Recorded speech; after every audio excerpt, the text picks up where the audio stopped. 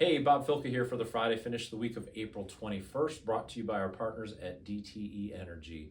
Busy week this week with the legislature back in town. We were hoping this week that the legislature would send some old, outdated 2021 code rules back to the state and ask them to bring the newer 24 codes, which we support, forward. Unfortunately, the committee could not muster enough attendees to have a quorum and a vote. There were 3 Democrats from the Senate on the committee that chose not to show up for the vote, so no vote occurred. As a result, the rules automatically go forward and could now go into effect later this year.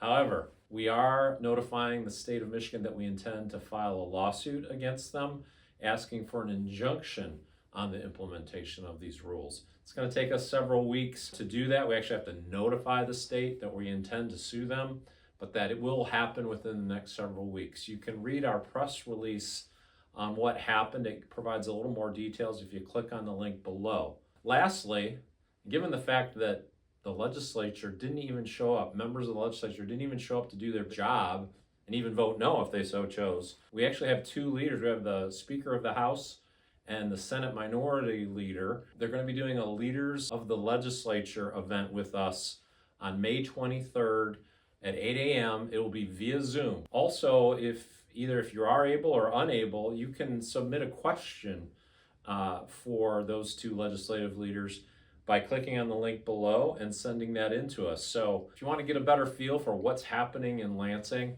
and talk about and hear leaders talk about the housing issues we're dealing with at the Capitol, plan to participate on May 23rd. I think that would be a great opportunity for you to learn more about what your state association does. And with that, that's a wrap for this week's Friday Finish.